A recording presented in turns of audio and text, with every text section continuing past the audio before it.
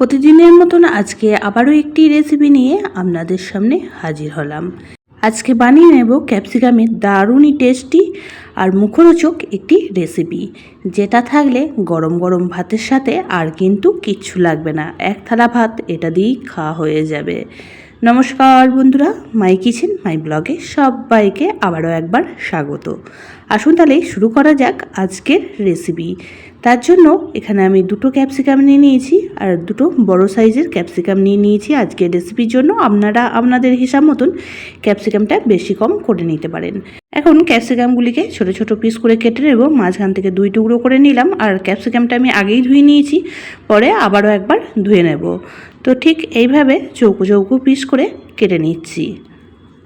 Capsicum আমরা অনেক সবজিতে দিয়ে খেয়ে থাকি বা অনেক কিছুতেই ব্যবহার করি ক্যাপসিকামটা, তবে ক্যাপসিকামের এই রেসিপিটি যদি একবার খাওয়া হয় বারবারই খেতে কিন্তু ইচ্ছা করবে। এতটাই টেস্টি আর লোভনীয় স্বাদের তৈরি হয়, যেটা বাচ্চা থেকে বড় সকলেই কিন্তু খুবই পছন্দ করবে। তো এখন সমস্ত ক্যাপসিকামগুলিকে একই রকমভাবে কেটে নিচ্ছি। সমস্ত ক্যাপসিকামগুলিকে কাটা কমপ্লিট হয়ে গিয়েছে, এখন একটি থালার মধ্যে তুলে রাখবো। যেহেতু ক্যাপসিকামগুলিকে আগে ধুয়ে নিয়েছিলাম, পরে আবারও একবার ধুয়ে নেব, তারপর রেসিপিতে ব্যবহার করব। গ্যাসের মধ্যে একটা পাত্র বসিয়ে দিলাম আর দিয়ে দেবো এর মধ্যে 1/2 চামচ পরিমাণ সর্ষের তেল।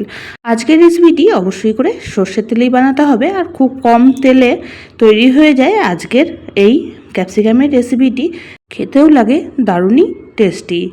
এখন তেল গরম হওয়ার অপেক্ষা করব, আর তেল গরম হয়ে গেলেই প্রথমেই ফোড়ন হিসাবে এখানে ব্যবহার করছি 1/4 চামচ কালো জিরে, আর তার সাথেই দিয়ে দেব 2টো শুকনো লঙ্কা। এখন এই দুটো জিনিসকে খুব ভালো করে ভেজে নিতে হবে। আর লঙ্কার পরিমাণটা আপনারা আপনাদের হিসাব মতন কম বেশি করে নেবেন, তবে এই শুকনো লঙ্কাটা দিলে আজকের রেসিপিটি থেকে দারুণ সুন্দর একটা ফ্লেভার বের হয়। এখন ফোড়নটিকে খুব ভালো করে ভেজে নেওয়ার পর এখানে অ্যাড করে দিলাম 7 থেকে 8 কোয়া পরিমাণ রসুন। আপনারা ক্যাপসিকামটা যে পরিমাণ মতন নেবেন এখানে সমস্ত উপকরণগুলি সেই রকমভাবেই অ্যাড করবেন। আর এখানে দিয়ে দিচ্ছি একটা বড় সাইজ পেঁয়াজ, এইভাবে একটু বড় বড় করে কেটে নিয়েছিলাম, সেই পেঁয়াজটা দিয়ে দিলাম। আর তার সাথে এখানে দিয়ে দিয়েছি 4টে কাঁচা লঙ্কা। আজকের রেসিপিটি একটু ঝাল ঝাল হলেই খেতে বেশি ভালো লাগবে, তাই লঙ্কার পরিমাণটা একটু বেশি দেওয়ারই চেষ্টা করবেন। আর এখন আগে থেকে কেটে রাখা ক্যাপসিকামগুলিও দিয়ে দিলাম। এখন সমস্ত উপকরণ বেশ কিছুক্ষণ সময় নিয়ে ভেজে নেব, যতক্ষণ না একটু লালচে রং আসছে ততক্ষণ অবধি ভেজে নিতে হবে। তো গ্যাসের ফ্লেমটা এই পর্যায়ে লো টু মিডিয়ামে করে দেব, দিয়ে সমস্ত উপকরণকে বেশ কিছুক্ষণ সময় নিয়ে এইভাবেই ভেজে নেব। তো এই পর্যায়ে আমি লবণ হলুদ কিছু অ্যাড করব না, এই অবস্থাতেই খুব সুন্দর করে ভেজে নিয়েছি। আর দেখুন একটু লালচে রং চলে এসেছে, এখন নামিয়ে ঠান্ডা করে নেব। আর ঠান্ডা হয়ে গেলে এর একটা পেস্ট বানিয়ে নেব।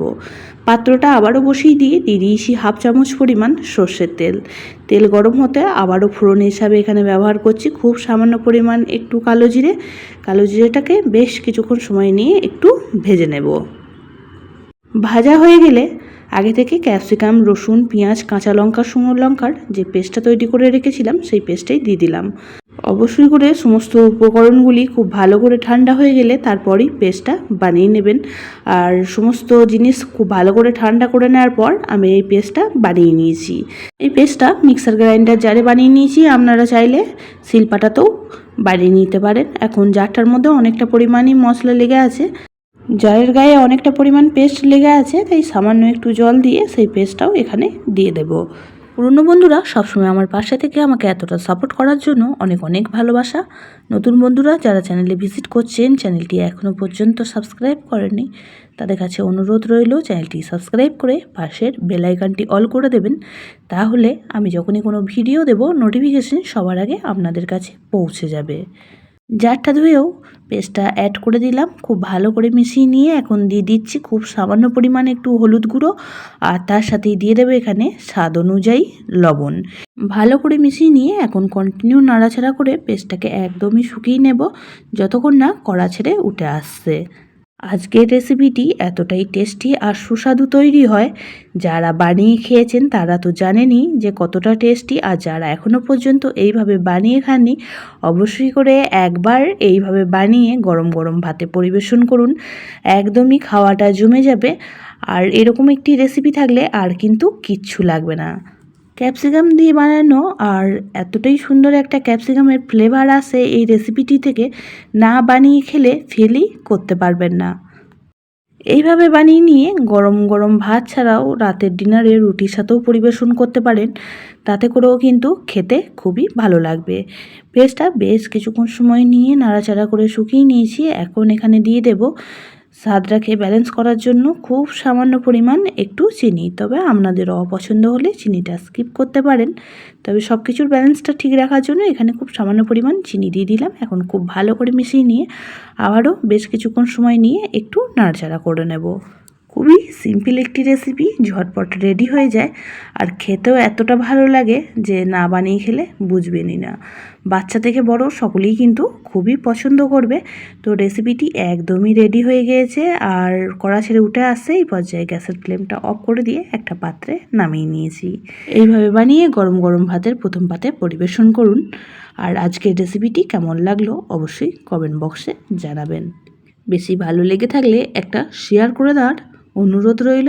সবাই খুব ভালো থাকবেন, সুস্থ থাকবেন। আবারও দেখা হচ্ছে অন্য কোনো ব্লগ বা রেসিপির সাথে। ততক্ষণের জন্য সবাইকে টাটা।